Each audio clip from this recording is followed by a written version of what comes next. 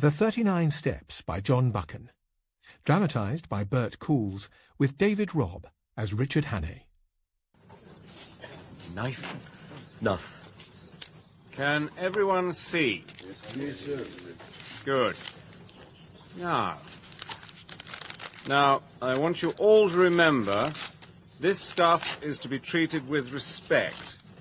Respect, yes? Very good. On the other hand, if you know what you're doing... No, it's all right. It's not delicate. You can knock it around as much as you like. Play football with it if you feel like it. They will not be playing football with it, Hannay. Probably just as well. It costs the earth. But it's not fragile. Not until you couple it with one of these. Fuse. Fused. Thank you. I think 2 inches will do it. And we only need a tiny portion of this. You can mold it quite easily. You see? Warm it between your hands, like this. And then the fuse goes in about ½ an inch. And now all we need is a match. Anyone? Come on, where's your sense of adventure? Johners, can you oblige? Right. Here. Well, go on, man. Right. Beautifully done. Now, you'll need to know exactly how long these fuses take to burn right down. I want you to experiment with different lengths. You understand? Well, come on, do you understand? Excellent. Well, that just about wraps up this little demonstration. Hannay. What? Oh, right, yes. Gentlemen, watch and remember. It's the latest thing. It's called lentonite. And a tiny fragment of it can do this!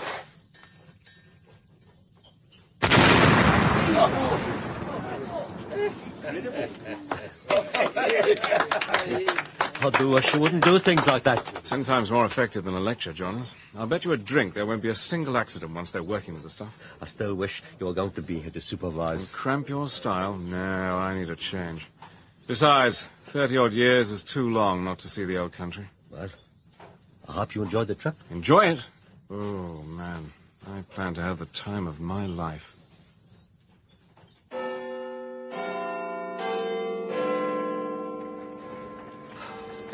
You, sir! What the devil? Queen Anne's Gate. Get your hands off me! For the love of God, Queen Anne's Gate, where is it? Police! No! Miss!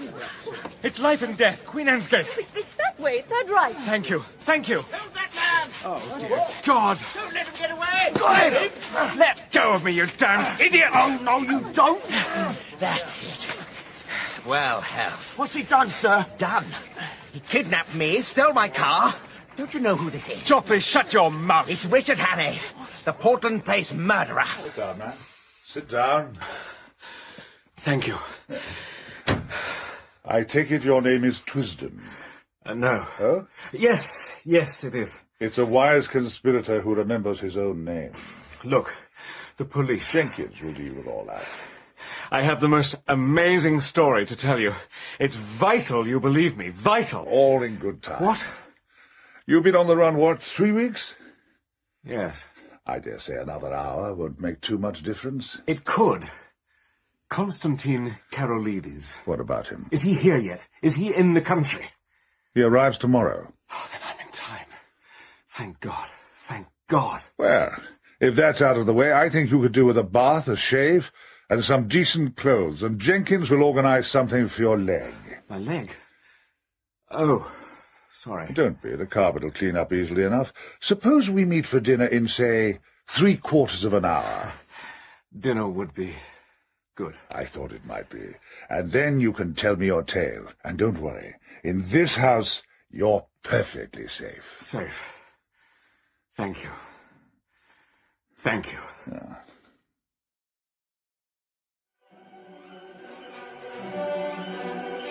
Nothing like a spot of Wagner to aid the digestion. Not my taste, I'm afraid. Oh? Not to worry. Now, you sort yourself out one of those. And I'll see to the brandies. Then you can tell me your story. I hardly know where to begin. Please, wait till we've got our drinks. Very well. But at least let me thank you. No thanks are necessary. I've merely done what my godson asked me to do. Look out for a man called Twisden, with news of the 39 steps, and treat him kindly. Here. Kindly hardly covers it. Your very good health. And yours. Now, Mr. Hannay. You know my real name? Of course, and a good deal else besides.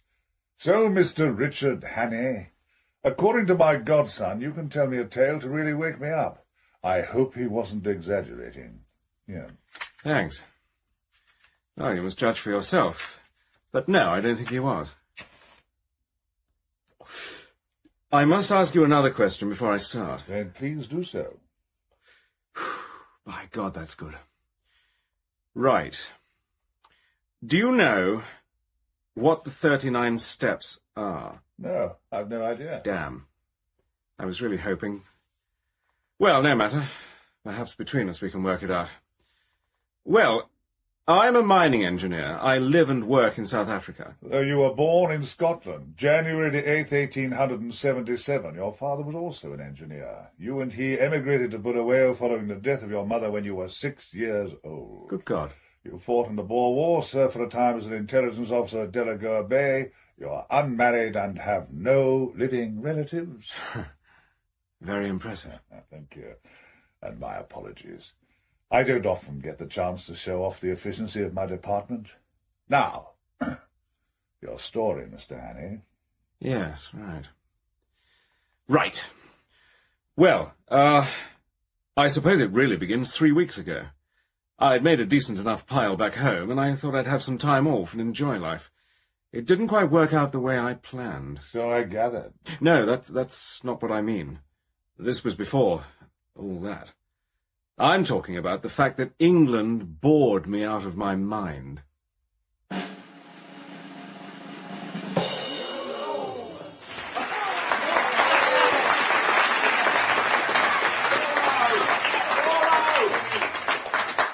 I thought England was going to be like the Arabian Nights, full of every sort of diversion you could imagine. The truth was, I was fed up with it inside a week. The weather made me liverish, the talk of the ordinary Englishman made me sick, and I couldn't get enough exercise. The amusements of London seemed to me about as flat as soda water that's been standing in the sun.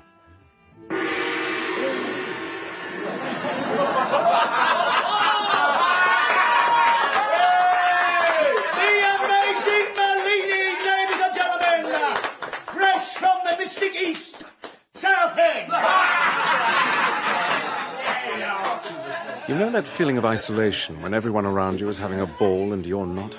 Well, by God, I had it that night.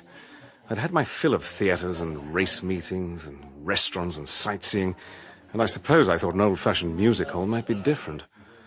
I was wrong. Ladies and gentlemen, with your kind attention and permission, I have the honour to present one of the most remarkable men in the world.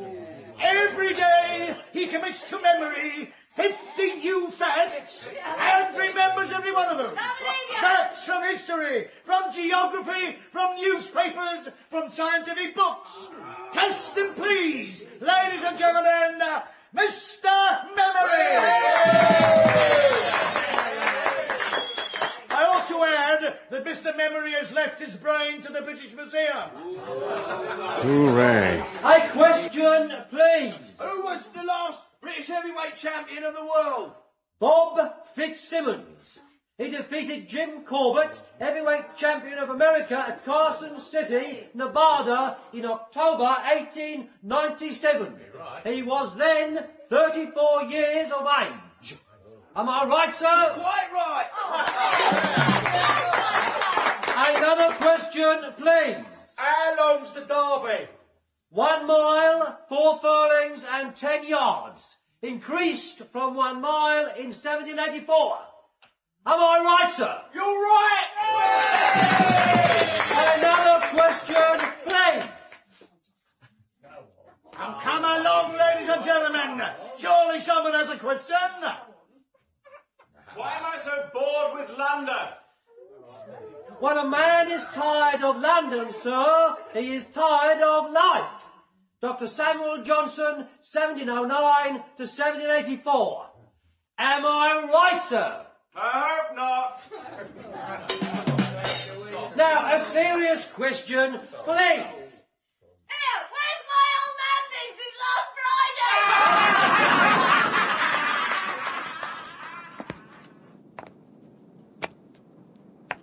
I'd taken a flat in a new block near Portland Place.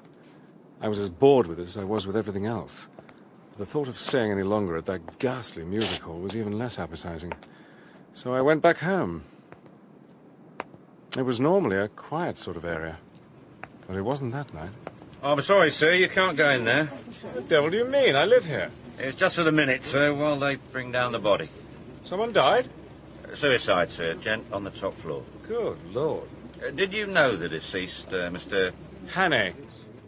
No, I wouldn't say I knew him. We said hello on the stairs, that sort of thing. Captain something or other. Digby. That's it. Yes, Captain Theophilus Digby, 40th Gurkhas, presently home on leave. And you are Mr... Hannay. Do they always call in the police when someone tops himself? Surely you've better things to do. A crime's a crime, sir. Oh, speak of the... stand back now, ladies and gentlemen, please. There's nothing to see. Oh. He was wrong. There was plenty to see. Oh, the two ambulance men carrying the stretcher were ordinary enough, and so was the body covered with its sheet. What wasn't ordinary was the thick red stain still soaking through the cotton. It covered an area about the size of a football, exactly where the dead man's face used to be. Oh! Dear God. Yes, full in the face from both barrels. I ask you, what drives a soul to do that, eh? All clear, Charlie? All clear, sir. Right, you can go in now, sir. Sir? Oh, sorry. Yes, thank you. Wonder why he did it. No way of telling, sir, till we found the note. Note? Oh, there's always a note, sir. Then we'll know. Unhappy in love, lost his fortune, dishonoured the family name. Well, we get all sorts. Just plain bored, some of them. I think I decided there and then to clear out and get back to the veldt. Or somewhere in Europe, maybe. Berlin, or Vienna, perhaps. At least things seemed to be happening over there, if you could believe what you read in the papers. I would have done it too, but for what I saw when I went into my flat. Good God! You're looking remarkably healthy. For a dead man. Close the door. Close it. Now lock it. Would you mind awfully telling me what all this is about? In a minute. I want you to look down into the street. See if there's anyone still loitering. I think they've all gone in. Show's over and all that. All of them? Make sure. Careful! For the love of heaven! You know, the last few times we spoke, I could have sworn you had an English accent. Huh. Morning, old man. Frightful weather again. So it is you, then. I was beginning to wonder about identical twins. It's me, Franklin P. Scudder, at your service. Well? Deserted. Now, about that explanation. Okay. Look, I'm sorry about this. It's a mighty liberty, but you look like the sort of man who would understand. So you decided to burgle my flat? I'm no burglar. Will you hear me out? Yes, I'll listen to you. But that's all, I'll promise. That's all I ask. Look, could I have a drink? Dying kind of takes it out of a guy. So I see. Help yourself. Thank you.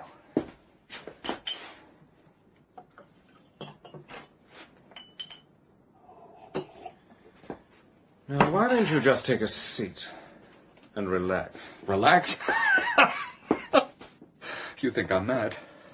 Well, I'm not. Not yet. Okay, I'll sit down for you. That's better.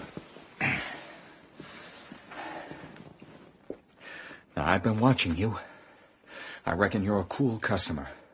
An honest man, too, if I'm any judge. I'm going to confide in you. I'm flattered. This is serious, damn it. I need help worse than any man ever needed it. And I want to know if I can count you in. Oh, get on with your yarn and I'll tell you. Right. First off, what do you do for a living? I'm an engineer. What about you? On the stage, are you? What do you know about international politics? Next to nothing. Damn. No, never mind. It might not matter. Well, that's a relief. I said this is serious. Then get on with it, man. Right, yes, okay. Suppose I ask you this. Just who's running things, do you think? What do you mean? Just what I said. Who's running the show? In Europe, say. Well, the politicians, of course. Now that is just where you're wrong, my friend. Who do you say, then? The military? The armies? Listen to me, Hannay. This could be the most important thing you ever hear in your whole life. You want to know who's running the whole shooting match? Well, I'll tell you. It's the Jews. And after that, I couldn't shut him up. He spouted off a whole barrage of nonsense about high finance and about capital having no conscience and no fatherland. According to Scudder, it was the Jews who were behind every German business you've ever heard of. Then he got started on anarchists and secret societies and how they were all planning to set Europe by the ears and make a fortune buying up the wreckage. I tell you, you've never heard anything like it. Actually, yes, I have. I've sat through that recital more than once. You've met Scudder? Several times. If you could cut through the prejudices, he'd a shrewd head on his shoulders. What did you think of his story? I thought he was stark raving mad. And then, sir, I got the first hint of it. The first faint stirrings of their plans. What plans? Whose plans? I was staying at an inn in the Tyrol. It was just a chance remark, just something I wasn't supposed to hear, but it set me inquiring. Oh, yes.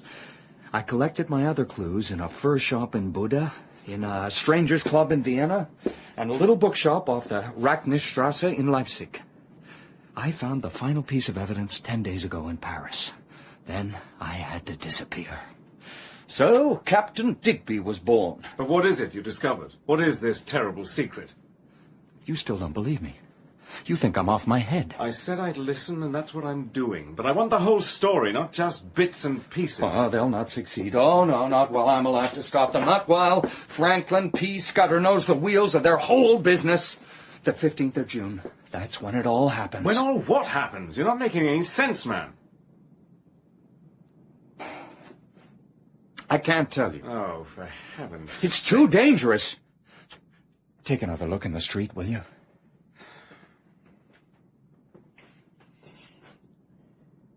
I think it's time you were leaving. No. Throw me out now, they'll get me for sure. You've got to trust me. You break in here, you give me this cock and bull story, and then you clamp your jaws. Why the devil should I believe a word of it? Now, are you going, or do I throw you out? All right. All right. I'll tell you this much. That's better. Have you ever heard of the Black Stone? No, I haven't. What is it?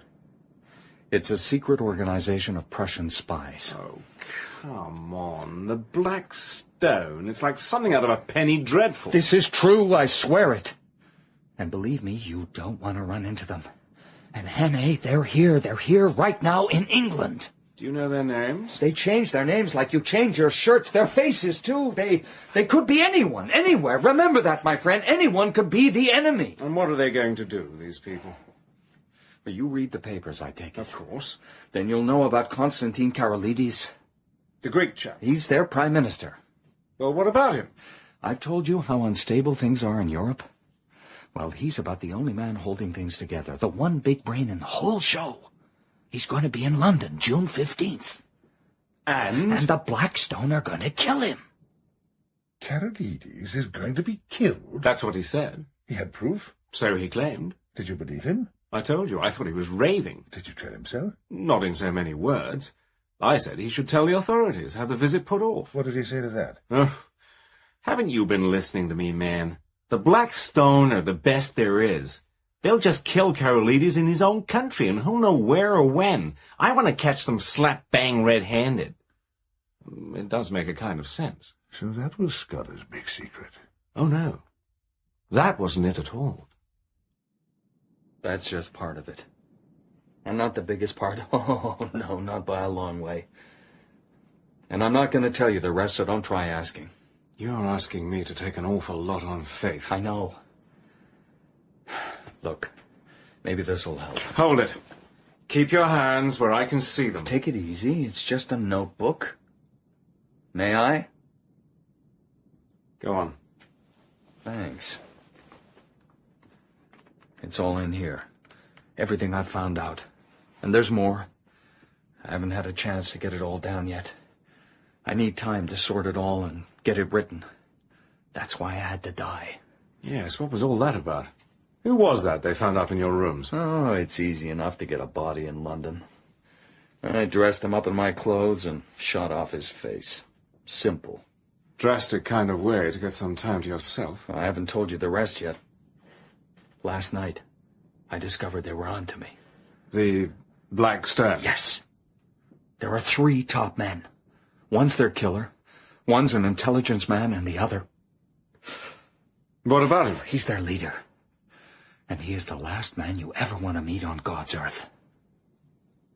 I like to think I'm a brave sort of chap, but I tell you. Listen, if you ever run into a man with eyes like a hawk's, you get away from him as fast as your feet'll carry you. What do you mean, eyes like a hawk's? Believe me, you'll know him if you see him. You will remember. Say you will remember. Yes. Yes, I shall. And these men, they're on to you. They followed me here to London. They watched this building all last night. You're seriously telling me that you found this corpse, got it up to your flat, and did all the rest of it, with them watching you? They're not the only ones with tricks up their sleeves. Well, sir, do you believe me? Will you trust me? I'll trust you for the night. Sir, you're a white man. Let me shake you by the hand. I locked Scudder into the spare bedroom for the night. Told him if he wasn't on the level, he should know I was handy with a gun. And then I went to bed. To tell you the truth... Yes? To tell you the truth, I felt more cheerful than I had for months. It seemed that things did happen occasionally, even in this godforsaken metropolis.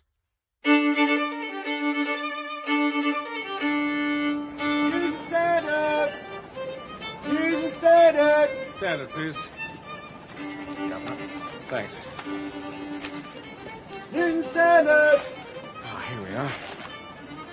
Use standard! Right.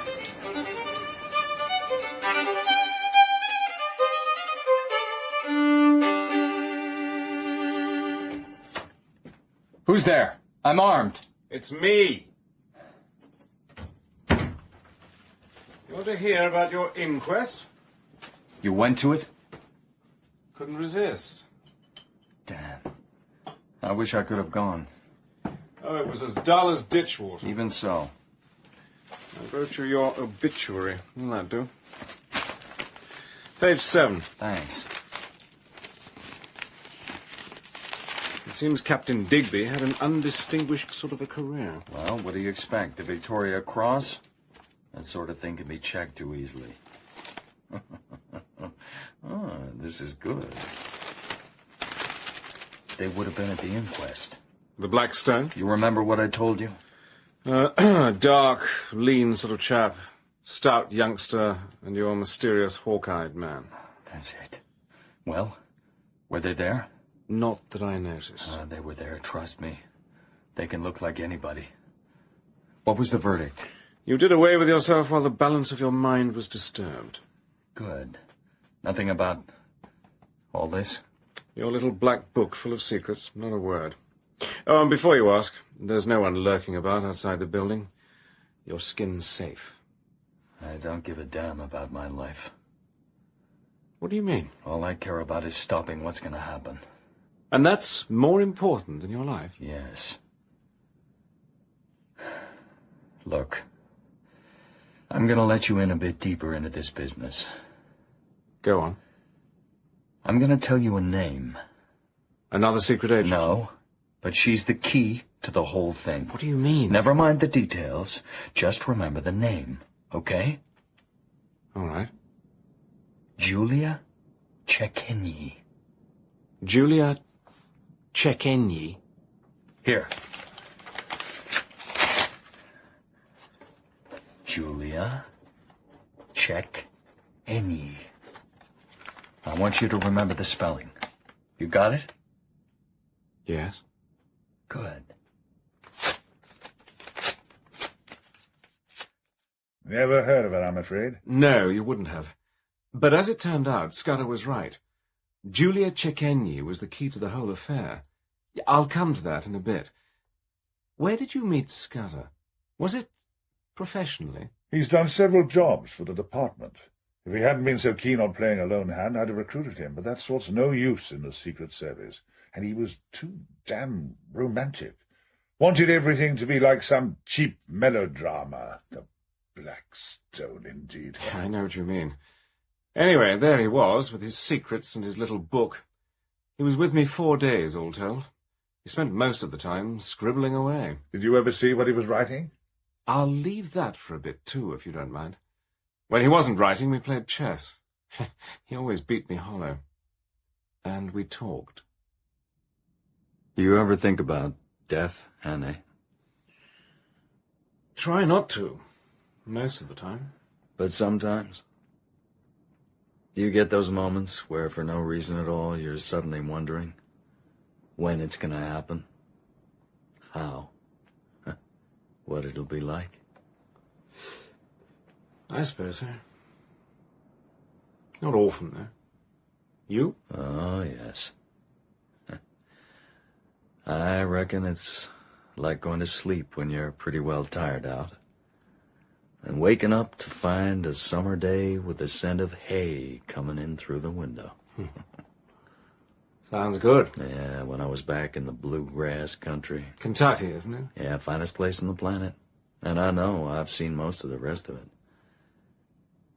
Yes, back then, I used to thank God for mornings like that.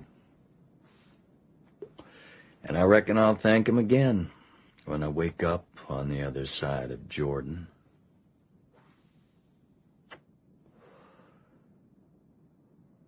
You surprise me.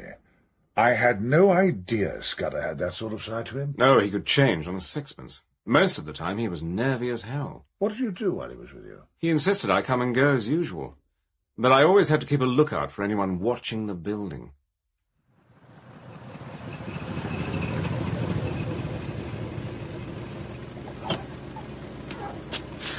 Thanks. There. Good night, sir. Good night.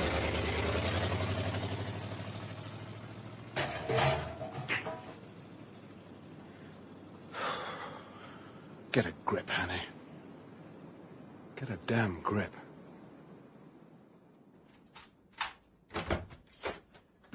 It's only me, no black stones to... Dear God. Then a thought hit me.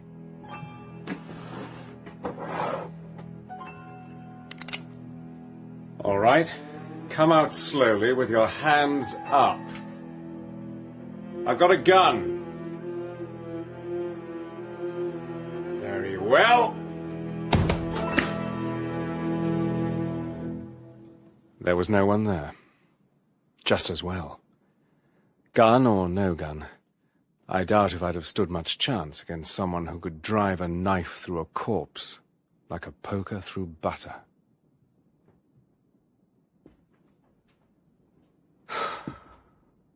Oh, God.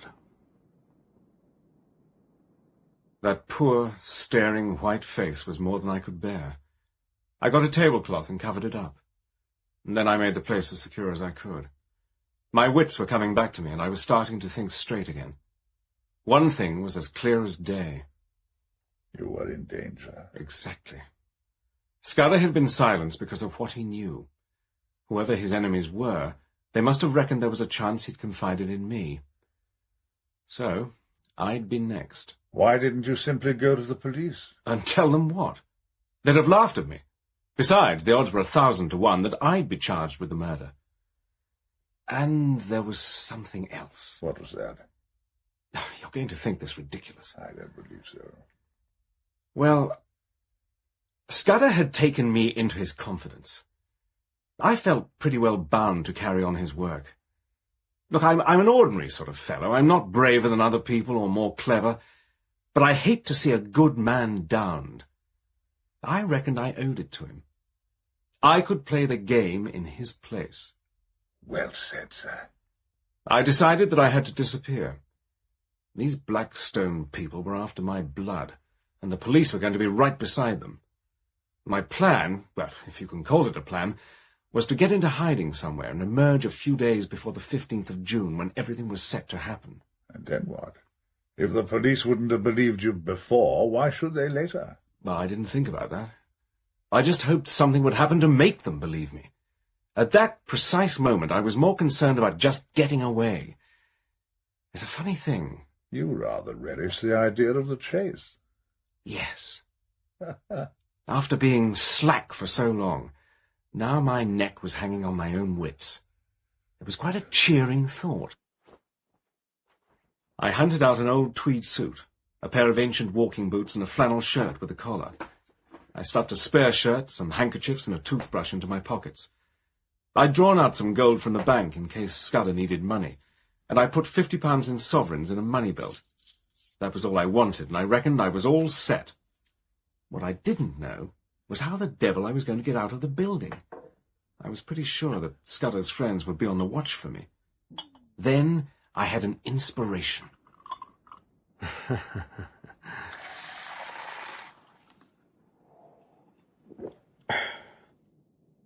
I breakfasted off a whiskey and soda and some biscuits, put a pipe in my pocket, and filled my pouch from the tobacco jar by the fireplace. What the? Ah. It was Scudder's little black notebook. He must have known they were coming and hidden it there. A good omen, it seemed to me. I took a last look at his face. I was surprised to see how peaceful and dignified he looked. Goodbye, old chap. I'm going to do my best for you. Wish me well, wherever you are.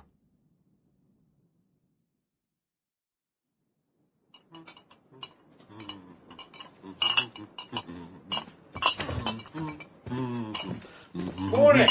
Blimey, Governor. Don't do that. I want a word with you. You got some complaint? I reckon you're a bit of a sportsman, am I right?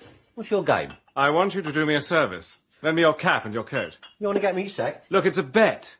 I've got to be a milkman for 10 minutes. Funny sort of bet. Yes, well, I haven't got time to explain. You can wait here and I'll be back before you know it. There's a sovereign in it for you.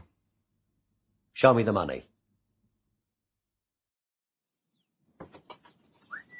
I counted at least 2 people watching the building. One was done up as a common loafer, the other was in a window across the street. They didn't give me a second glance. 7 o'clock. As soon as I was round the corner, I dumped the disguise and took to my heels. I had a train to catch.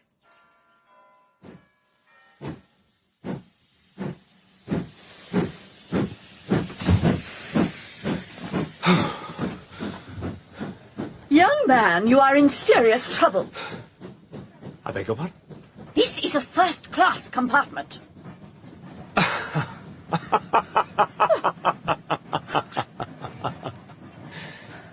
I'd totally forgotten my ragged old suit and disreputable boots. I moved to 3rd class.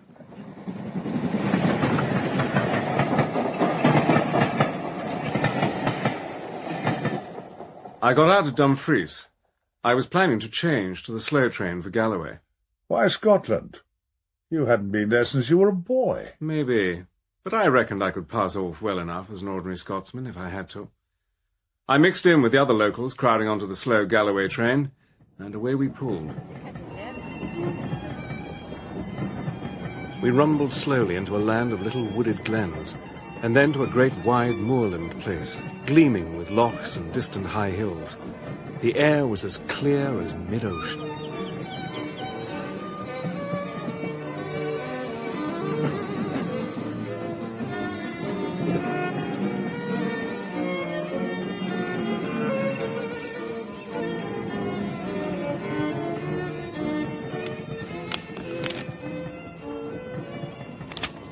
By about 5 o'clock, the carriage had emptied, and I was left alone. It was the first real chance I'd had to look at Scudder's little notebook. Well, What did it say? See for yourself. Thank you.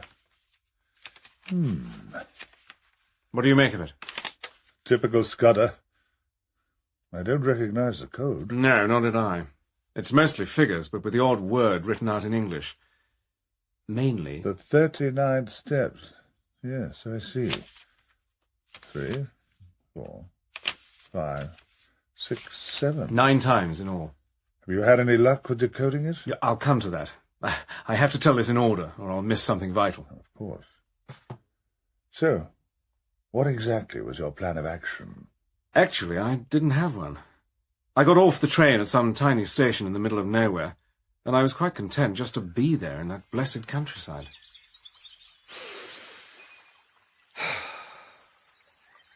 The air was full of that queer, rooty smell, but it had the strangest effect on my spirits. Hello! I could have been a boy out for a holiday, instead of a man in danger of his life.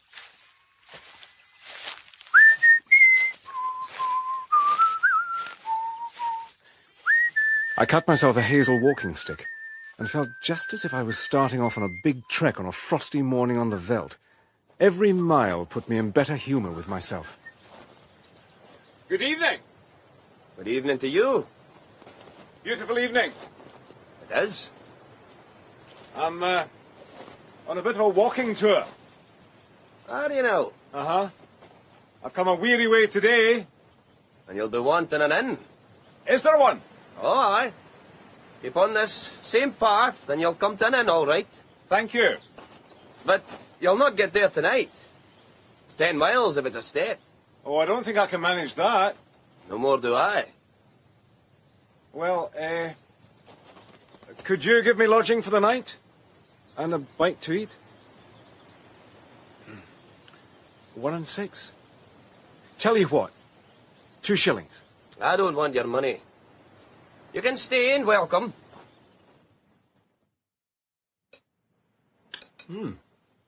This is very good. I'm grateful to you. You live a lonely life out here. It's to my taste.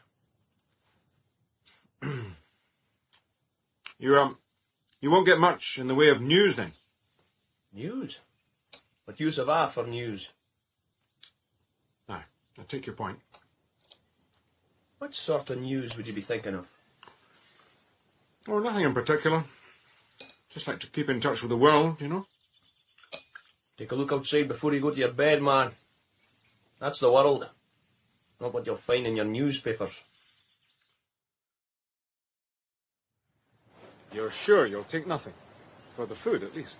I'm sure. Then good morning to you. Good health and long life to you, friend. Aye, and to you, friend. My notion was to walk cross-country and return to the railway line a station or 2 further on. I reckoned I still had a good start on the police, but Scudder's body would have been found by now, and I had to keep moving. Can I have a kick at your paper? No. Thanks. Oh, will you stop that racket, man? Sorry. There it was. 2 columns on the murder. The Portland Place killing, they called it. I had quite a shock when I saw my own name there, but it was just a short note saying that I was the owner of the flat. Awful thing, this murder in London. What? Oh, aye, yes, I dare say so. Aye. But see, they've arrested the killer. Good God, the milkman. He didn't do it. What are you saying? He didn't do it. Look at, what do they call it? The stop press. Oh, right. Oh, aye. The milkman has now been released. The true criminal is believed to have got away from London, travelling north. Travelling north. Aye, that's what it says. Now, for the love of God, man, will you let me sleep? Aye. Sorry. What's happening? I couldn't see any reason why we were stopping, but it suited me perfectly. I'd planned to wait for another deserted station. Now I didn't have to.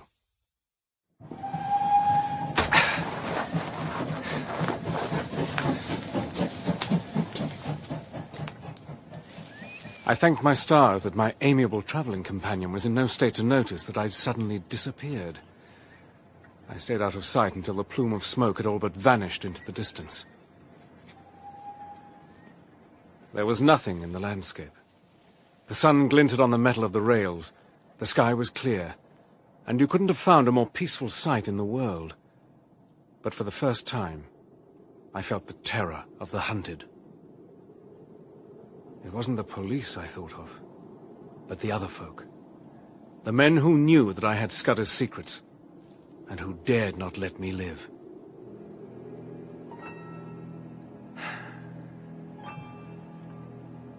Nothing was moving in the whole countryside.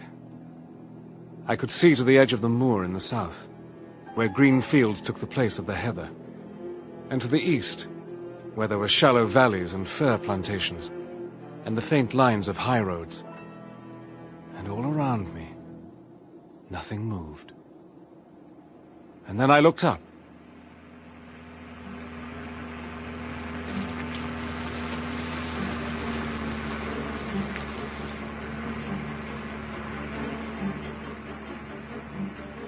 I was certain that aeroplane was looking for me, and that it didn't belong to the police. I began to think less well.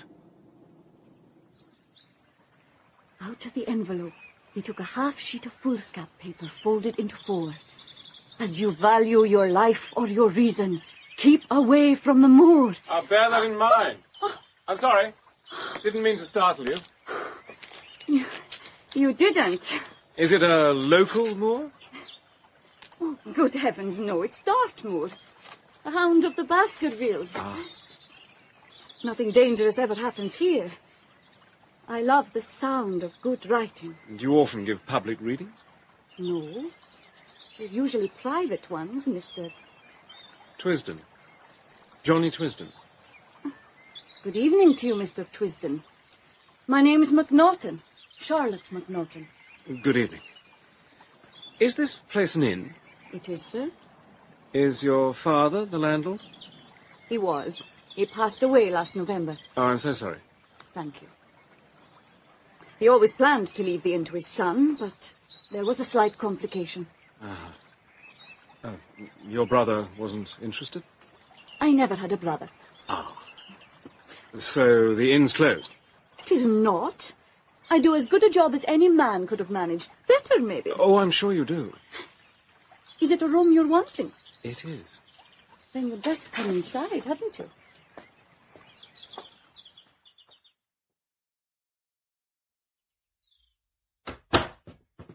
You live here alone? My mother died when I was a girl. I live here with my grandmother, but she's in her bed most of the time. It must be a slow life for a young woman. It is, yes. And to tell you the truth, it wasn't my choice of profession. Oh? But I know my duty, and I do it well. And there'll be time enough to do what I really want. Which is? I want to write books. What sort? Adventure. Intrigue. Romance. I'll tell you what. Feed me some of that roast lamb I can smell. Rent me a room for a night or two. And I'll tell you a true story you can turn into a rip-snorter of a novel. You surely didn't tell her the truth. It was true in essentials. I just altered the minor details. I told her I was a mining magnate, and I'd exposed a gang of saboteurs.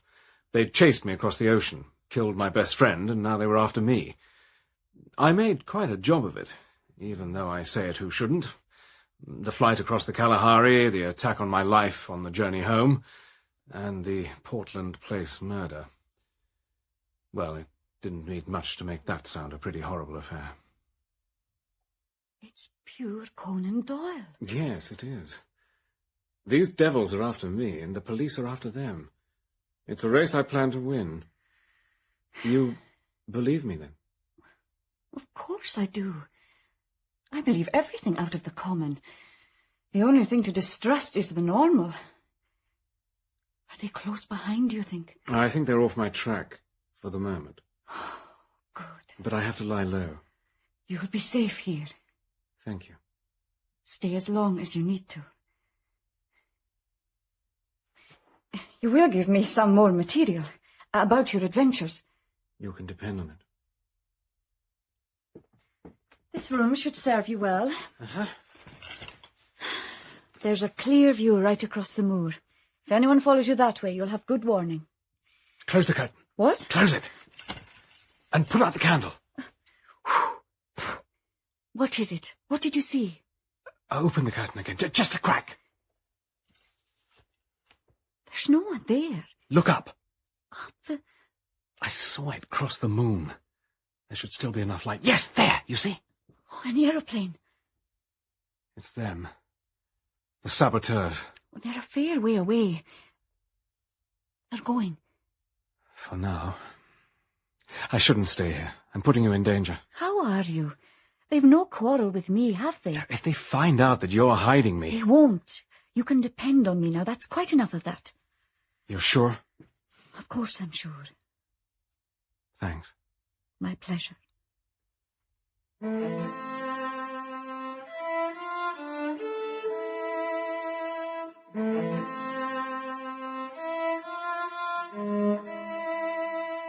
I didn't like bringing a woman into this business, but I'd known as soon as I'd seen her that she was right.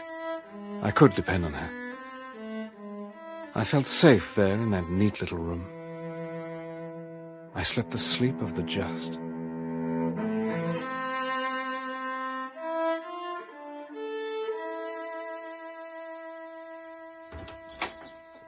Here. This is my father's old study. Mine now. Will it do for you? Handsomely. What can I do to help? Just go about your business. Same as every day. I'll do that. And don't worry. If your saboteurs turn up, I'll be ready for them. Miss McNaughton, please don't take this affair too lightly. These are dangerous men. I can look after myself, Mr. Twisden. It's something I've had to learn.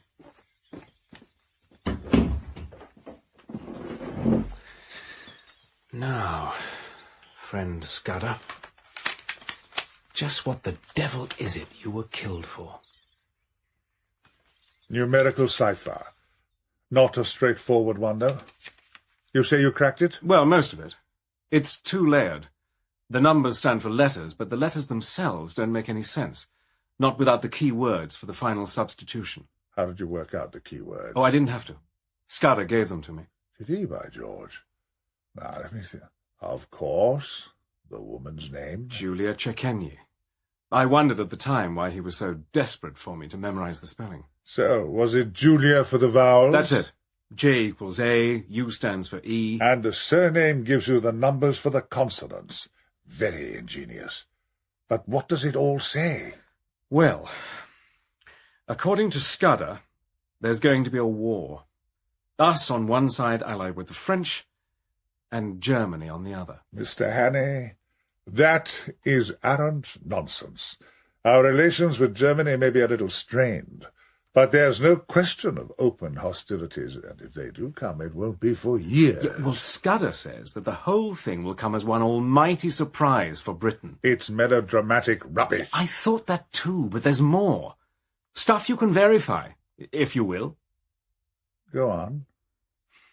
Carolide's murder isn't the only thing that's set for the 15th. What are you talking about?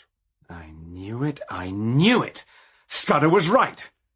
I'm talking about the meeting with the Frenchman. Scudder's not clear on who exactly he is, but he's obviously high up in their war ministry. Well? Carry on. It's a top-level, top-secret meeting. Every last detail of our Navy's battle strength is going to be handed over. Scudder says that? He says their general staff and ours have a secret agreement. Every now and then we exchange a complete list of ships, armaments, ports, positions, the whole picture. And the next time it happens is going to be June the 15th. Well, what do you say to Scudder's reliability now? I say that somehow or other he stumbled onto a genuine piece of information. It doesn't mean to say that the rest can be relied on. Well, Sir Walter, I only hope you're right. Why? What else is in there? Only the fact that the Black Stone plans to steal the naval information, and that it will be in Berlin by the following morning. Rubbish! The security around that meeting is impenetrable. I'd stake my life on it. If we really do go to war, and Berlin knows every detail of our defences, that's exactly what you will be staking. You're right. It would be carnage. Does Scudder have the details? How exactly are the plans going to be stolen? He doesn't say. I think they got to him before he could write it all down. I simply can't believe it. Now, perhaps what happened next will change your mind. By the time I decoded what I could of the notebook, well, you can imagine the state I was in.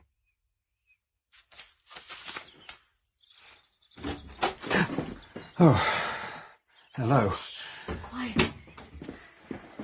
What is it? There are 3 men downstairs looking for someone. They came in a motor car. They're in the dining room having whiskies and sodas. What did they say? They told me they'd arranged to meet a friend here. Well, if they're genuine, it can't be me. No one knows I'm here. Well, it could be nothing, but I thought I'd better tell you. What did you say to them? That there was a young man here last night, but he went off this morning on a motor bicycle. One of them swore like a navvy. I'm sorry you had to hear that. Now, that's just ridiculous and patronising. Sorry. You say they're still there? Yes. I can't stay up here much longer or they'll get suspicious. Well, tell me what they look like. One's dark, very lean and long. One's fat. The last one's older. He keeps smiling at me. I have to get a look at them. Of course you do. I put them at a table by the door. You can see it from the top of the stairs. I've left the door open just enough. Miss McNaughton, you are a quite exceptional young woman. Now you're being silly. Oh, I don't think so. What about their voices? Any sort of accent at all? No. They're as English as you are. I have to go back down. Right. And thanks. If it is them, you will be careful, won't you? Of course I will.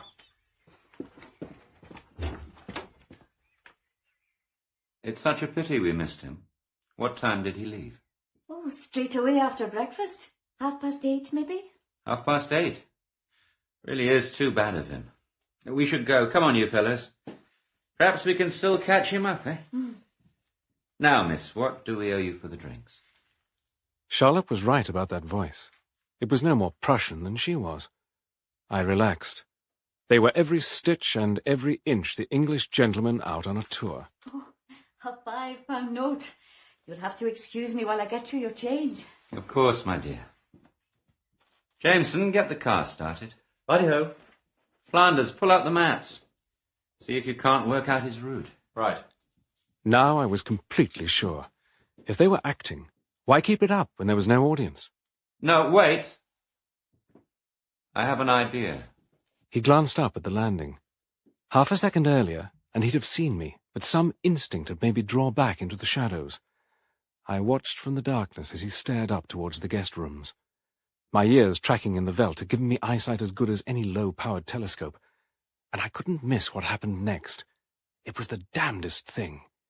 His eyes suddenly hooded over and cleared again, just like a hawk's. 8, 9 times. Obviously important. The Coming of the Black Stone. Jameson, get the car started. Righty-ho. Flanders, pull out the maps. See if you can't work out his route. Right. No, wait. I have an idea. I watched from the darkness of the landing as he stared up towards the guest rooms, and then his eyes suddenly hooded over and cleared again, just like a hawk's. Scudder had called them masters of disguise, and by God he was right. The Black Stone had found me. Here's your change. Thank you, my dear. I wonder, may I see our young friend's room? But he left hours ago. I suspect he may have left us a note. Surely he would have left it down here with me. Of course, stupid of me. But, you know, I'd like to be sure. Well, let me see. He was in room 4 at the back. I'll just get the... Oh, no, I can't. I'm sorry. Why not? The room's taken. 2 elderly ladies. I have to respect their privacy. You understand, I'm sure. Of course. Are they up there now? Oh, no, they've gone for a walk. But even so... I know. I'll look for you. How would that be? That would be very kind. Thank you. Did you hear? You're an angel. Oh, nonsense. What's that? Hang on a second. I'm trying to make it look like part of a letter. Here. Oh, that's German, isn't it? Yes. I want you to tell them you've just found it in my room. Ask them to give it back to me when they catch me up. It is them, then? Yes. Will you be all right? I've been all right so far, haven't I? What does it say? It's better you don't know. Trust me. What did you put in a note? Scudder was definitely onto something. Carolides must be protected at all, and that was it. More than enough to put the wind up them. So I hoped. And guaranteed to have them double their efforts to track you down. Yes, that did occur to me, too. It's safe. They've gone. You can come out. What happened? Oh, well, your piece of paper really woke them up. The dark chap went as white as death and cursed like blazes. The fat one didn't say much, but he turned awfully ugly. The other man... What about him? Nothing. I didn't like him, that was all. Miss McNaughton, one of the bravest men I've ever met, was terrified of that man. And you looked him straight in the eyes and didn't let on to a thing. Bravo. Mr. Twiston. I hope you're not expecting an apology. I'm obviously not going to get one. That's no time. Listen, this is important. They'll be coming back. Oh, you really think so? I'm sure of it. But not today. They'll look for me until dark, but first thing tomorrow, you'll see them again. Right. What are we going to do? I asked her to ride over to the nearest town and tell the police she'd heard 3 men talking about the Portland Place murder, and that they'd be back early next morning. I knew she'd make it convincing. She sounds an exceptional young woman. You should recruit her. Women? In the Secret Service? Well, it might be an idea at that. So Scudder was proved right. 3 agents and impeccable disguises. I take it you made yourself scarce after that. I was going to. Then I had a better idea.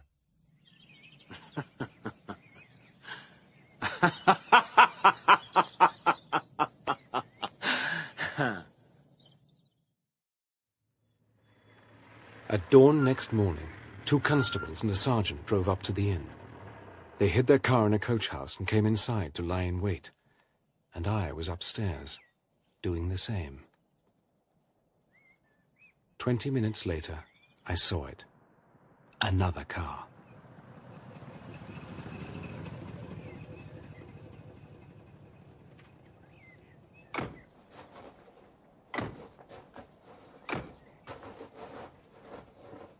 I waited till they come inside, and then I was off.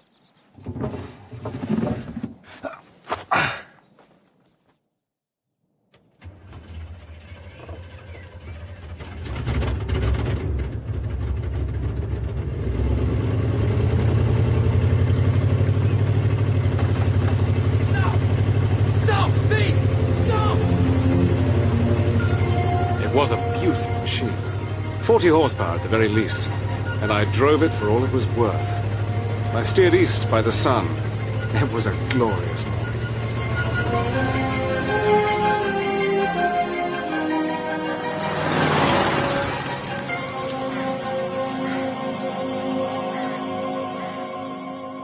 Of course, I knew the police wouldn't hold the Germans for long.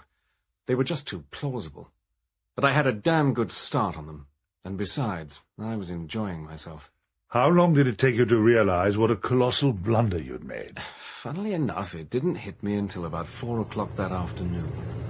Oh, you prize idiot! Quite. Yes.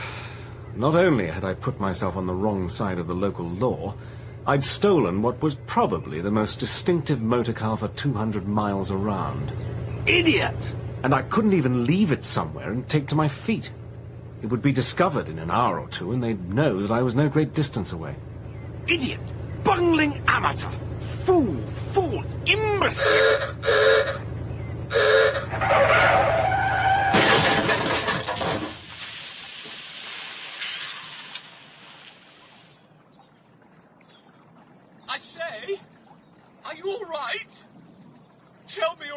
right? I'm all right. I think. I was sitting in a stream, and so was the car. I'd damn nearly run head-on into another one coming the other way. It was my fault. I really am so sorry. Let me give you a hand up. Thanks. Jolly lucky you're still in one piece. Yes. Can't say the same for your machine, I'm afraid. No. And then it struck me. The blessed accident had solved my problem. The car was pretty much underwater, and the bits that weren't were covered in undergrowth. And Providence had provided me with a rescuer, with transport of his own.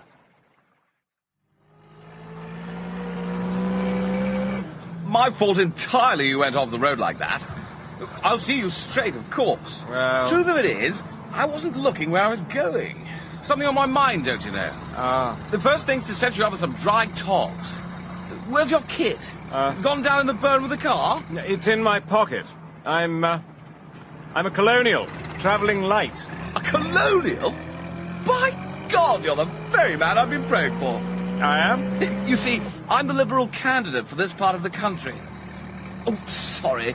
Harry Lumley. Sir Harry, if you want to know the whole dashed thing. How do you do?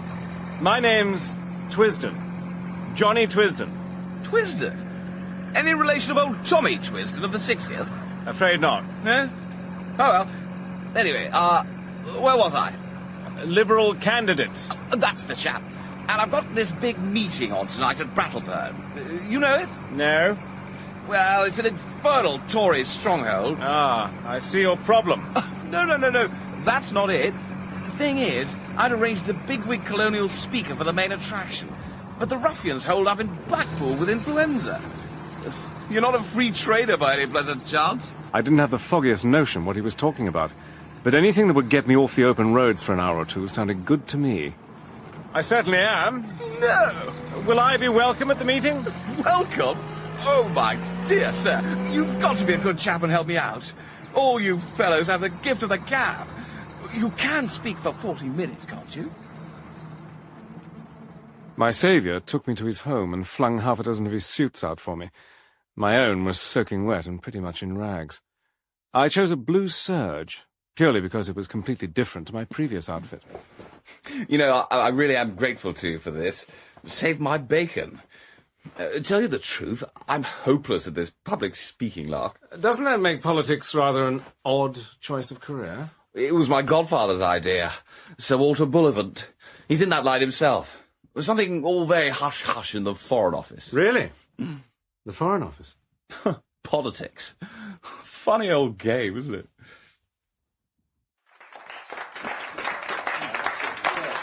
Thank you, and thank you for coming. Yes, it's good to see so many supporters of the party.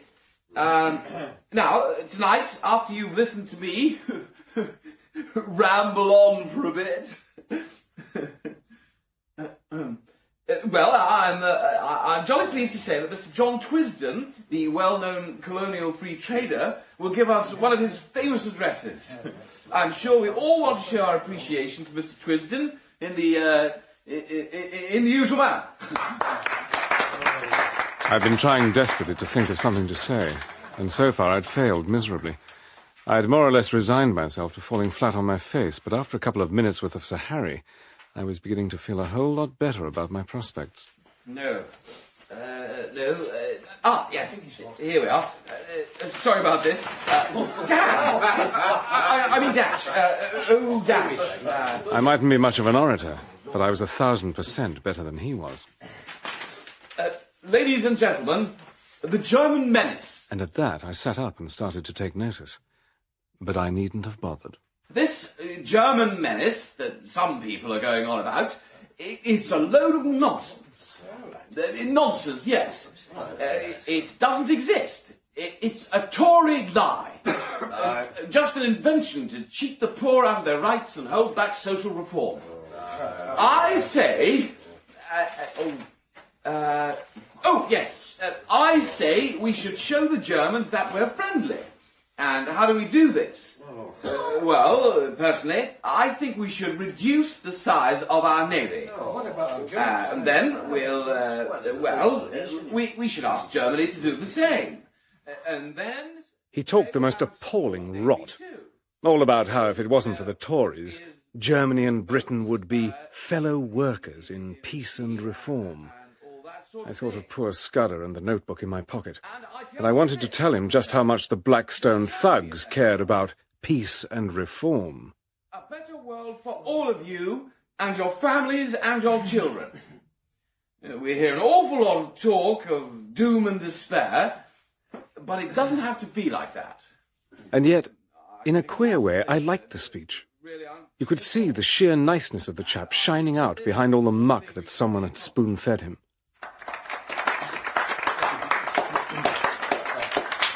You're very kind. And now I give you Mr. Jonathan Twisden. Thank you.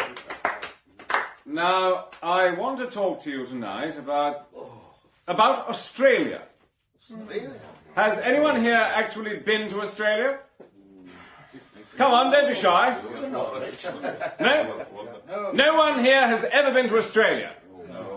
Well then, let me tell you exactly what it's like. Australia? I have actually been there. Oh, I know. I also know that you were, 12 years old at the time? 11.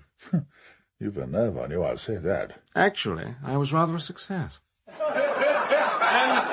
And in conclusion, I can tell you this. Do you know the best thing about Australia, ladies and gentlemen? The very best thing?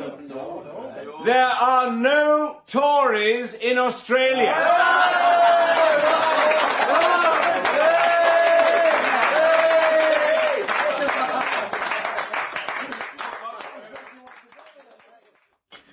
Have some more of this. Jolly good, isn't it? Excellent. Thanks. To your success in the election. Oh,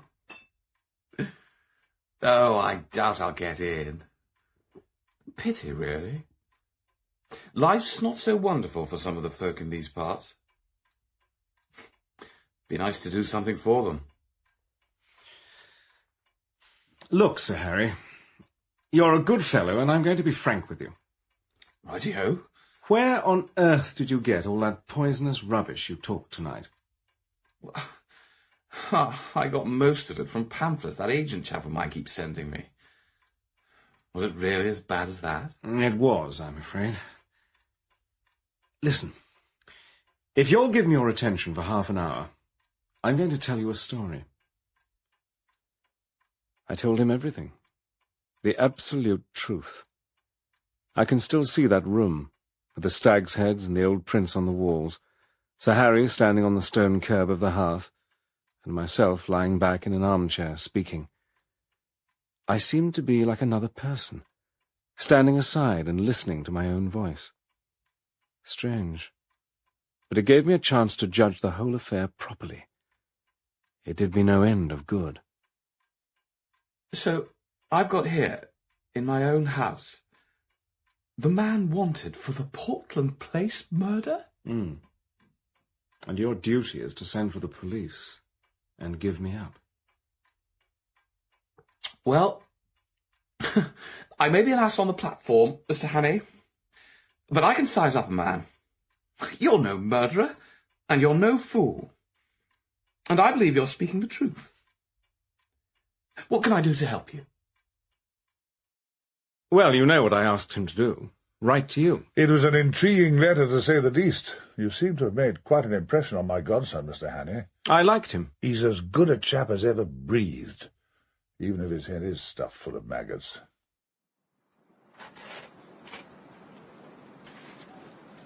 Oh, you've got a good 4 hours till daylight. I've packed a few sandwiches and a map in the saddlebag for you. Thanks. How's the new togs? Fine. You're lucky. I should have thrown that old suit out years ago. Now, take the first turn to the right up by the long firwood. By daybreak, you'll be well into the hills. Then, if I were you, I'd pitch the bike into a bog and take to the moors on foot. You can put in a week among the shepherds and be as safe as if you were in New Guinea. Right. Thanks, Sir Harry. Don't mention it. Good luck, eh? And to you.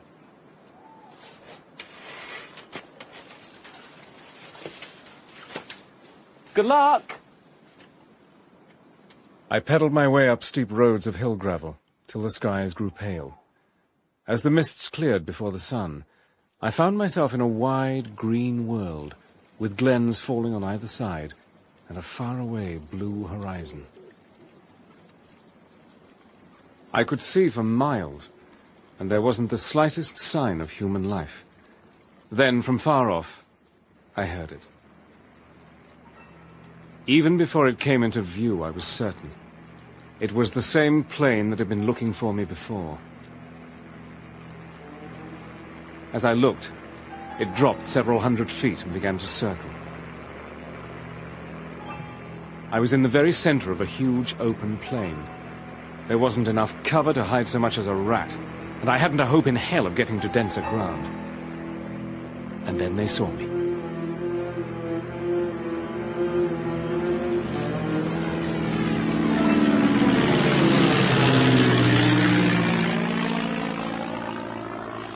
God alone knows why they didn't finish me off then and there. But it was only going to be a matter of time. I did some savage thinking. They must have seen my bicycle, so they'd be expecting me to try to escape by road. Well, that was easily dealt with.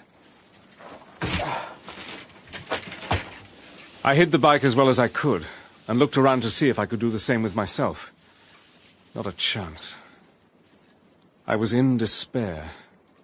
I really thought it was all up. And then I saw the roadman. Jeez. Oh, confound the day. Confound the day. Good morning. Oh, you think so? Do you? Don't you? It was a black day I ever gave up the herding. Cattleman, were you? Aye. I'm own maester. Now I'm a slave to the government and tethered to this damn roadway with my back bent like a sickle. Oh, mercy on me, my heat's bursting. Bit of a change from herding cattle to repairing the road. Confound the day I made the choice. Now stand away now. Sorry. Oh, I can't do it. The surveyor will just have to report me. I'm from my bed. Why? What's the trouble? Man, if you know eyes in your head. The trouble is I'm no sober. Ah. Last night my daughter Merrin was wedded. Pity that I ever looked on the wine while it was red. Well, taking to your bed sounds a good idea. Do you live far? I haven't seen a house. My cottage is in a dip over there. No way off at all. Well, then why not go home? I'll help you if you like, see you're all right. Oh, well, that'd be a kindness, but I can't. Now, come on. I could do with getting out of this sun myself for a spell. I tell you, man, I can't. Why not? Well, I got a postcard yesterday. The new road surveyor is coming over today to check up on me and my work. Say you're not well. Oh, that'll do me no good. I can't wheel my kind of not wellness. Oh, but man, the heat. This new surveyor, has he ever met you? Ingenious. Desperate. My new friend was too far gone to wonder what the devil I was at. But fooling an educated man was going to be a different kettle of fish. But I didn't exactly have much choice.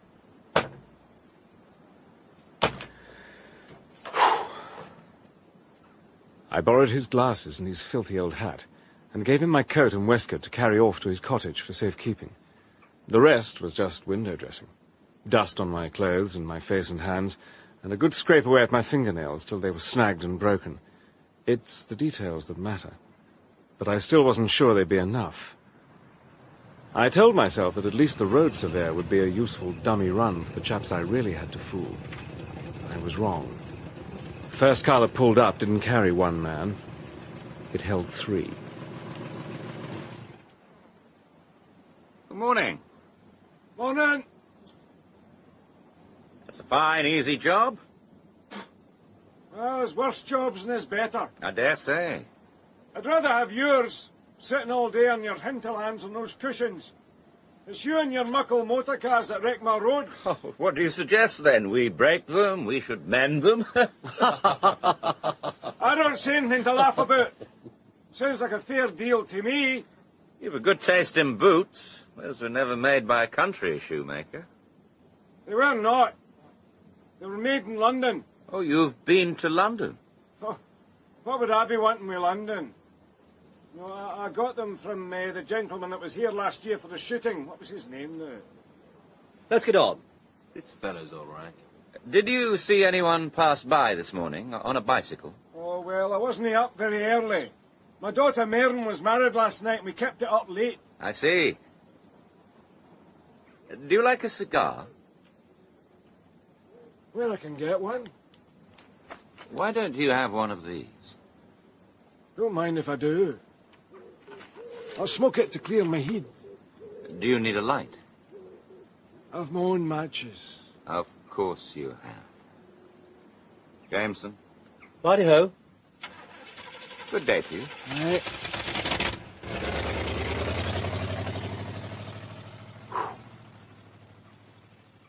I knew then why Scudder had been deathly afraid of the man with the eyes of a hawk.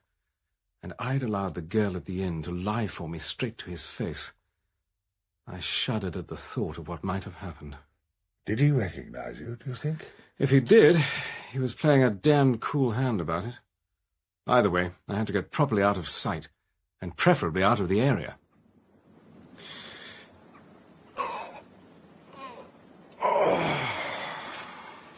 I fixed on a scheme. When the road surveyor finally showed up, I'd get him to smuggle me out. By force, if necessary. I didn't like the idea, but I was playing for high stakes. In the event, things didn't turn out exactly as I'd planned. Good God.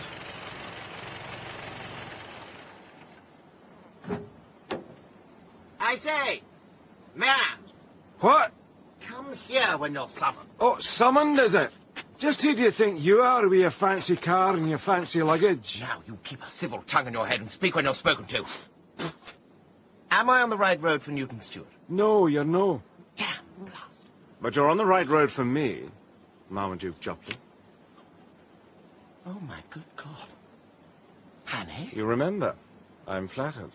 But you're the murderer. The very same.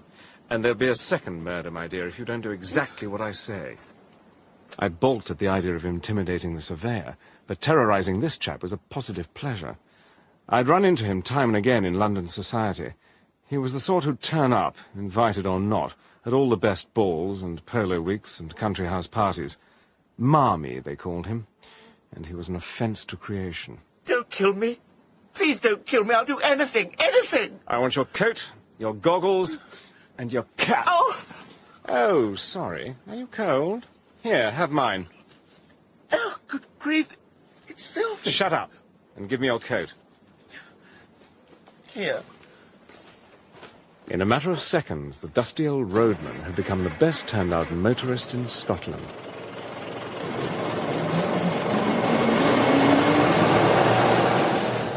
I really enjoyed that evening's drive. We ran 8 miles or so down the valley through a village or two, and I couldn't help noticing several strange-looking folk lounging by the roadside here and there.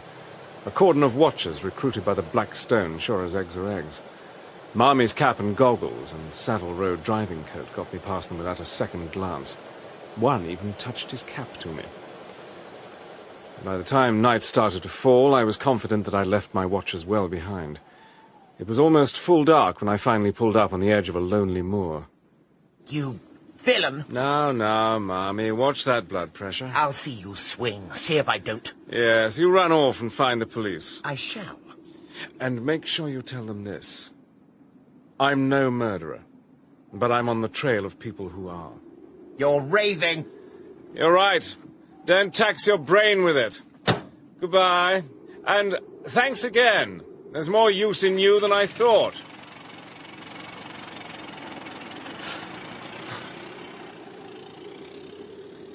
My coat and waistcoat were still safe and snug back in my friend the roadman's cottage. It was a cold night out there on the moor, and a hungry one, too.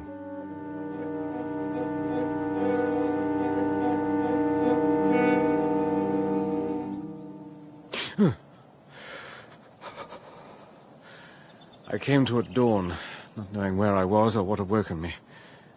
Then I realized.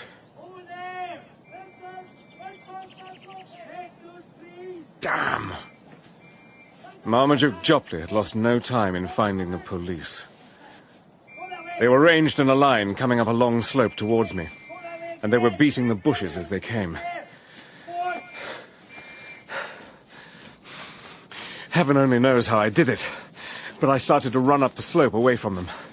I zigzagged and swerved from bushes to trees, and prayed they wouldn't look too far ahead of their line.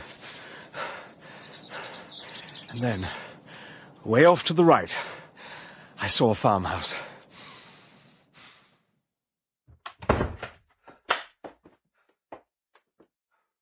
You seem to be in a hurry, my friend, eh? Out there. Let me see. Oh, a fugitive from justice, eh? No, don't try to explain. We'll go into the matter at leisure. Meanwhile, I object to my privacy being broken in upon by clumsy rural policemen. So go through there into my study. You'll see 2 doors. Take the one on the left and close it behind you. Thank you. Oh, you'll be perfectly safe. Oh yes.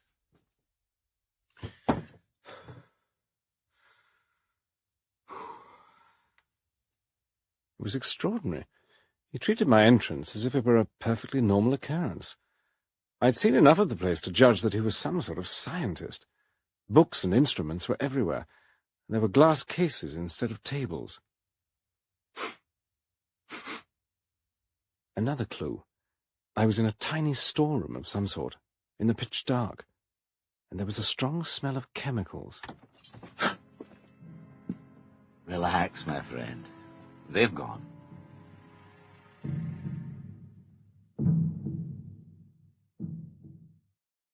I convinced them that you'd gone right past me and crossed the hill. Well, I'm very grateful to you. Oh, your thanks are not necessary. I simply didn't wish to have the police come between me and my guest.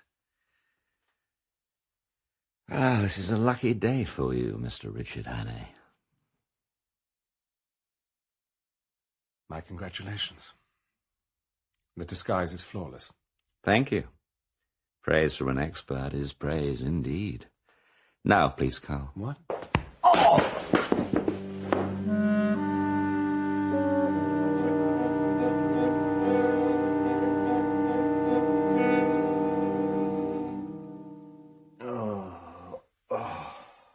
Ah, so you're back with us. Excellent. Help him up, please. Sir. Was that really necessary? Just a small reminder that we hold the upper hand here. Now, your name is Richard Hannay. You're the confidant of the late Franklin P. Scudder, and you are in possession of something which I wish to acquire. Sorry, old man, don't have the faintest idea which... Thank you, Carl. Sir. Where is the notebook? What notebook? Where have you hidden it, Mr. Hannay? You will tell me eventually, I promise you that. Why don't you save yourself a good deal of unhappiness and simply tell me now? Why don't you go to the devil? You disappoint me. I thought you would be more intelligent. The cellar, please, Carl.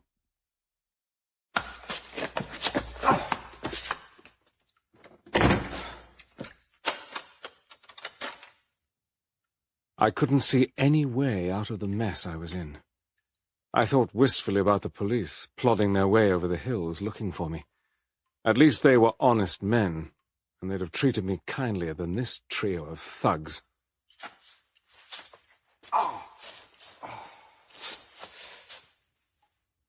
I consoled myself with this. Whatever they did to me, at least they'd never find out exactly how much of their filthy plans Scudder had uncovered. At least they wouldn't get his notebook. It was still sitting in the pocket of my old coat, the coat I gave to the roadman for safekeeping. That thought kept me going. That, and the fact that I was blazing angry.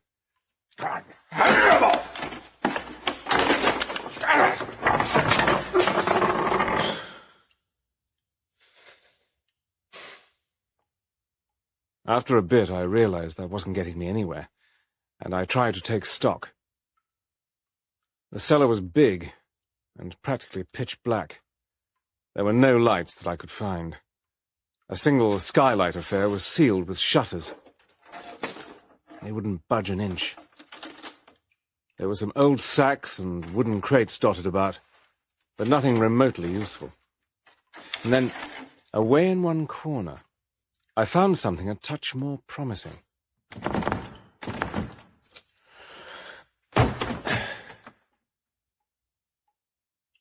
It was a cupboard, and for the first time that day, something happened in my favor. I'd found an electric torch, and that wasn't the half of it. On a shelf, not 2 feet from my nose, there were a dozen packages, each about the size of a brick.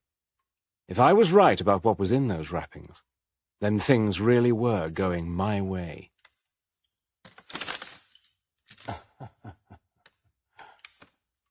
I was right. It was lentonite, enough to blow the whole house to smithereens. There was still a chance, both for me and my country.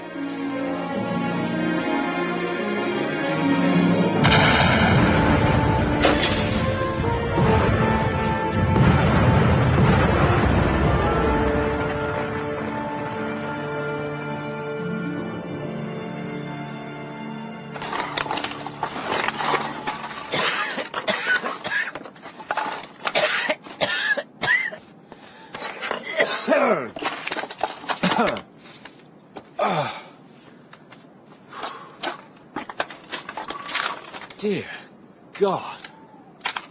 The farmhouse was gone. Was that what you intended to happen? Not exactly. I'd used just a fragment of the stuff, wedged up against the skylight. I was banking that the rest would be safely out of range. I was wrong. So much for the great mining engineer. At least I'd managed to cobble up a bomb shelter that worked. Once the skylight blew out, the blast would have been drawn upwards, away from you. But what about the Germans? They couldn't have survived. I don't think they were there. Why not? The outbuildings, they were still standing.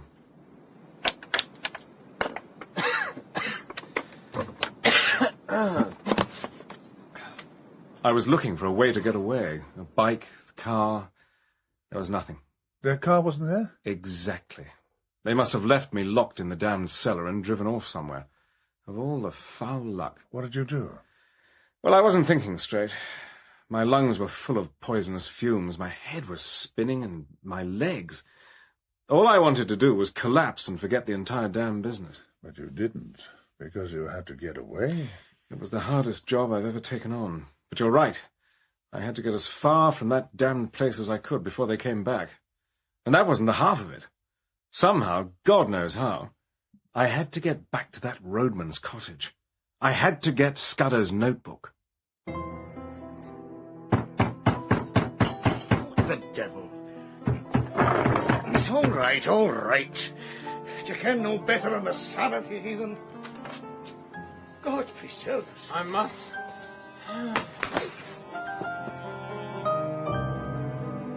Mr. Hannay. Mr. Hannay. Mr. Hannay, can you hear me? Oh. Good morning to you. What? I brought you some tea. Here. Go on, drink.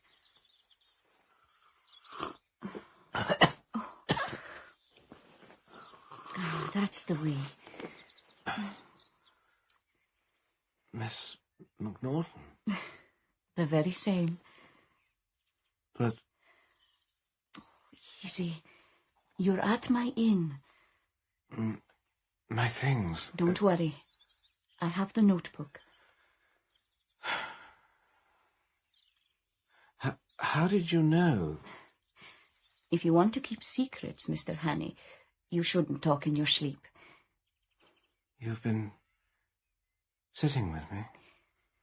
I want you to lie back down. You've been very ill. How long have I been here? How long? 13 days. It was malaria. I thought I'd seen the last of it years before, but the weakness and the exposure brought it on. You'd made it back on foot. I don't remember too much about it. Probably just as well. Apparently Charlotte McNaughton heard the old roadman talking about me in the local church, and she rode over to pick me up. If it hadn't been for the two of them... Well... How did she know your real name? She worked it out. The Portland Place murder and all that. Exceptional woman. Oh, yes. I won't ask if you're fit enough to travel, because I can see full well that you're not. I don't have any choice. Yes, I can see that too. Mr. Hannay, I don't know what this is really about, and I won't ask you to tell me, but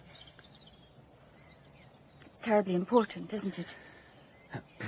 Not just to you, I mean. Terribly important for everyone. Yes. Yes, it is. Then I forgive you for lying to me, and for leaving without a word. Thank you. Suppose I won't be able to put it in a book after all. I'm afraid not. Sorry. Look, there's Mr. Hislop. He'll take you to Moffat. There's a station there. How can I ever thank you? By achieving whatever it is you have to do. Goodbye, Mr. Hannay.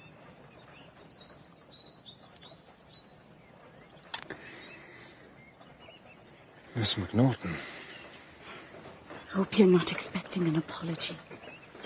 I'm obviously not going to get one. There's no time. Goodbye. Right then, up you jump. And watch your feet in my marrows.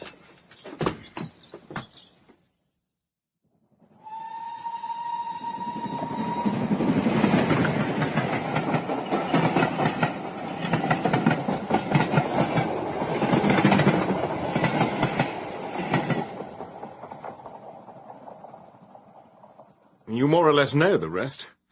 All the way back, I've been imagining Blackstone agents in every corner, and police after me in every street.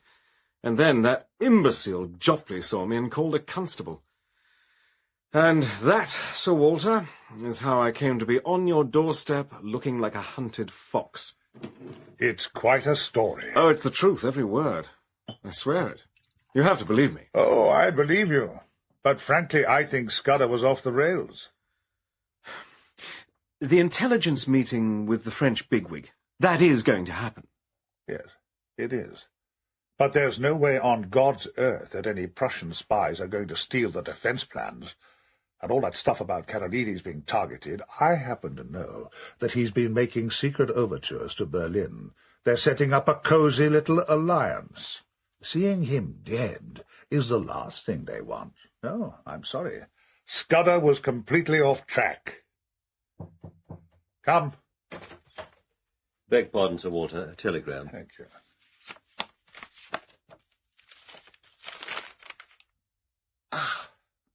Sir Walter? I apologize to the shade of Scudder. Karolides has been shot dead.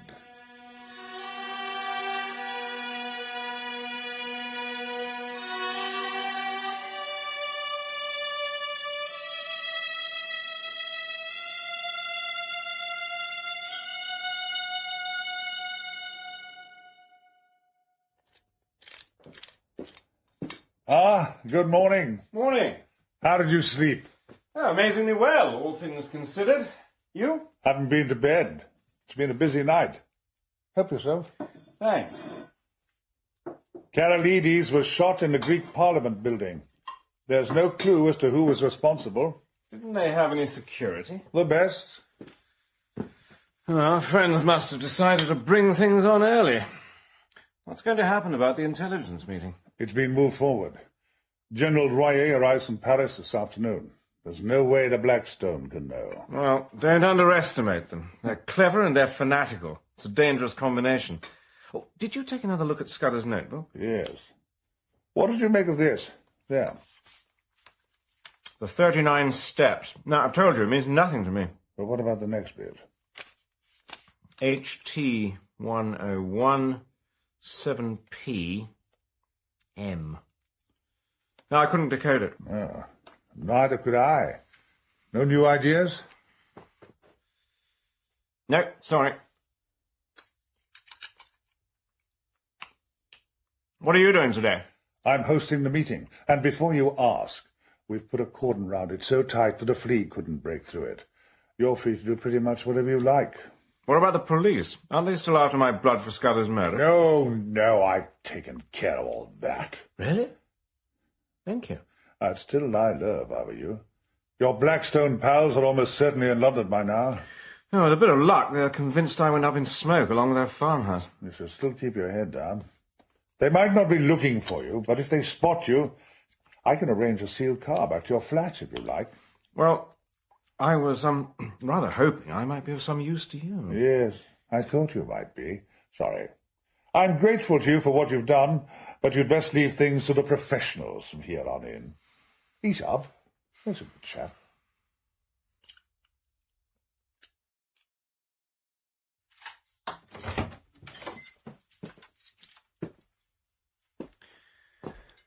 Well, just as if I'd never been away.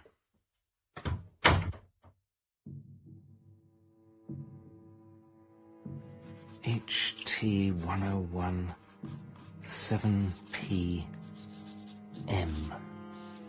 HT.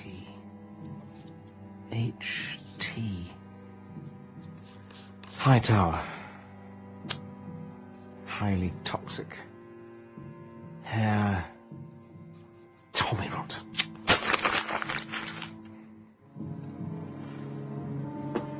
Harold Tranter. Heiliger Tram. Heavy transit. Human transport. Heligoland triumphant. Oh, damn and blast this to hell!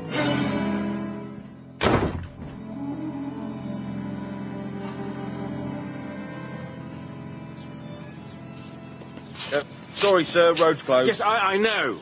Look, I have to see Sir Walter Bullivant, number 5. Orders from the top, sir. Sorry. Think it'll be back to normal pretty soon. The meeting's over? Did everything go all right? Oh, yeah, they're going to tell the likes of me. Yeah, I mean, was there any trouble? Trouble? How many policemen can you see? I gave up counting when I got to 50. So, everything's fine? Why shouldn't it be? Oh, here comes another one. Stand aside if you please, sir.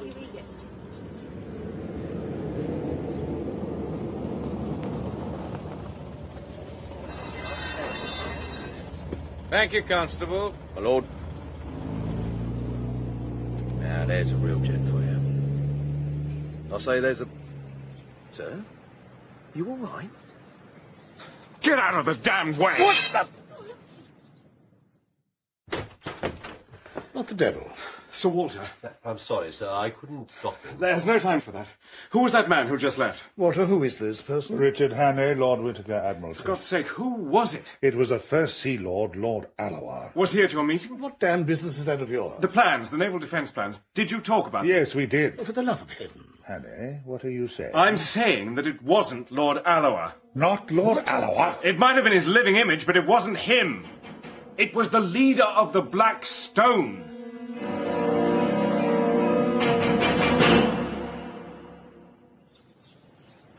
Right. Yes, thank you. Sir Walter? The police found the real Lord Alloa unconscious in his office. His secretary's dead. They've not been able to catch up with the imposter's car. They'll be heading for the coast. If that information reaches Berlin... Not here, not here. Let's get back inside. Walter, listen. Wait. Go on, Arthur. It's just occurred to me. General Wyatt, he took the only copies of the papers, and he left a good 10 minutes before your Prussian. Did you discuss the plans? Pass them round? Yes, we did. Then he'll have them memorised. They're trained to do exactly that. The devil. The man must be stopped, whatever it takes. But how? He could be heading for any one of a dozen ports. 2 dozen. Sir Walter, where's the notebook? Here. Lord Whittaker, do you know anything about the 39 steps? The what? The 39 steps. Never heard of them. It has to be relevant. It has to be. Try some of the other words. Yes, yes. Lunaville? Means nothing. Pavia? Trollheim. Hofgard. Ariadne. Romani. Ariadne? Yes. Oh, that's the German cruiser. She's putting into Dover tomorrow. Perfectly in order. That has to be their escape route. But she won't be here until tomorrow, the 15th. Remember, everything's been moved forward. Everything but the getaway. They won't have had time to get new papers. Or will they? No, they won't. By heaven, we've got a breathing space. Yeah. All we have to do is get down to Dover and put a cordon. No, I don't think it's that simple. Why not? Because of the 39 steps. I keep coming back to that. The 39 steps are a vital part of the plan. God, why the dickens couldn't Scudder have been more specific? Show me. The 39 steps. HT 101 7 p.m. HT. High tide. High tide? High tide. 10:17 p.m. That's it. That has to be it. But we still don't know what these steps actually are. Steps down to the water. Oh, it can't be that simple. Yes, it can. It could be a secret group of couriers, or a ring of spies, or something. No, if it was that complicated, Scudder would have spelt it out. The 39 steps are just steps. But why are they important? Why specify the number over and again? There must be several sets of steps, but only one with 39 treads. Scudder was telling us how to find the right one, the set they'd be using. Well done, Hannay. Save it for later. We still don't know where these blasted steps are. I believe I can be of assistance there. I want the charts from Cromer to Eastbourne. Sir. And the large-scale maps for the south and east coast. Sir. Do any of your staff live down that way? Get me anyone with a house down there, all relatives. Sir. And the tide tables. Sir.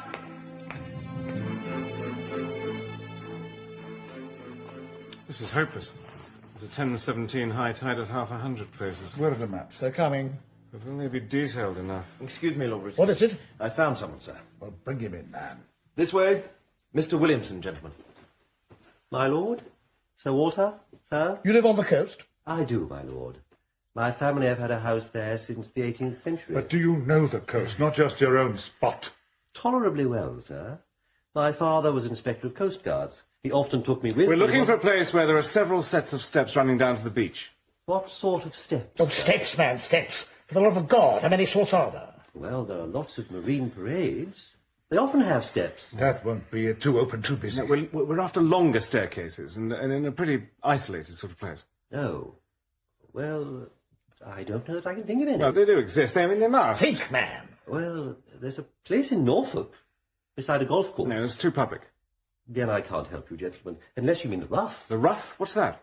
It's a big chalk headland in Kent, close to Broadstairs. The maps, gentlemen. Broadstairs? Quickly. Sir, tell me what it's like, this place. It's got a lot of villas on the top, and most of the houses have private stairs down to the beach. Very high-toned sort of spot. Where the residents keep themselves to themselves? Oh, yes, sir. This one. 10 sets of stairs, and beautifully drawn. God bless cartographers. Amen. 20, 21, 22, 23, 24. No, 5, 10... Arthur, check the tide. I'm ahead of you. No. 5, 10, high tide will be about 10 minutes before Broadstairs, which makes We're it... looking for 10:17. 10:17. 35, 36, 37, 38, 39. Gentlemen, the 39 steps. We've got them. You're sure it's at 11? On the dot. And it's the last one, Uncle. Missed that and you're stuck. Get the old jalopy round then, Bill. Be good enough to stay exactly where you are. I don't know who you are, chummy, but you're trespassing. This is private property. My name is not important. We really don't have time for riddles, old man. Train to catch and all that. You're quite sure it isn't a boat? The boats don't go up to Charing Cross, do they? Forgive me, don't think I've had the pleasure. Oh, you're good. Damn good. But you gave yourself away just then. You thought I was dead. Sorry to be the bearer of bad news. Stay perfectly still, the pair of you. Thank you, France. Sir.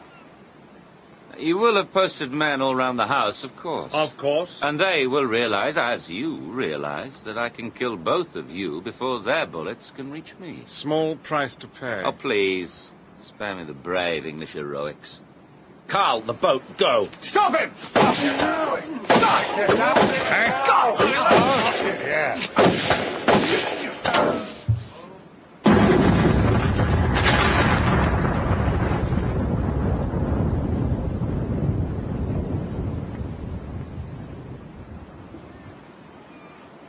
You can call off your thugs, Sir Walter. Oh, come now. Surely you're not surprised that I know who you are. I say you can call them off. All right, Johnson. These two aren't going anywhere. Sir. Thank you. The third man. Did you get the third man? Sorry, sir. He's safe. Away to the Ariadne with a full copy of your little secrets. Damn clever move, blowing up the steps behind him like that. He is gone. Your peace is gone, and we have triumphed. Der Schwarzestein ist in der Siegeskrone. Well, I hope you bear your triumph well. When Franz gets to the Ariadne, he'll find a rather different crew to the one he's expecting. And a rather different destination, too.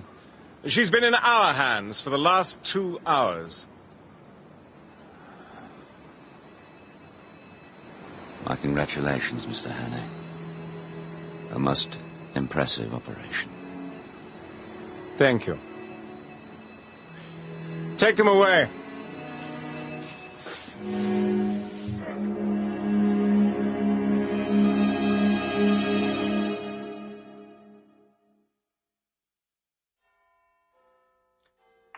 So, there is going to be a war. Inevitable, I'm afraid. Scudder was right again. Could we have done anything to prevent it, do you think? What if I'd come back earlier? Suppose I'd warned Karolides. It wouldn't have made a blind bit of difference. Things have been brewing for far too long. Scudder was right about that, too. Here. Thanks. I don't know. I just feel there must have been something. Hannay, if the Germans had got hold of those plans, it would have been all over in a single night. We'd have gone under before we knew it. Thanks to you, it's going to be very different. That's enough for any man. Yes, I suppose so. Thanks. So what will you do now? I'll be enlisting. There's a place for you in the department if you're interested. No, I don't think so. I rather fancy some good, honest soldiering. Thanks anyway. My loss. What should we drink to? Peace? To victory. And a better world once the smoke's cleared. A better world.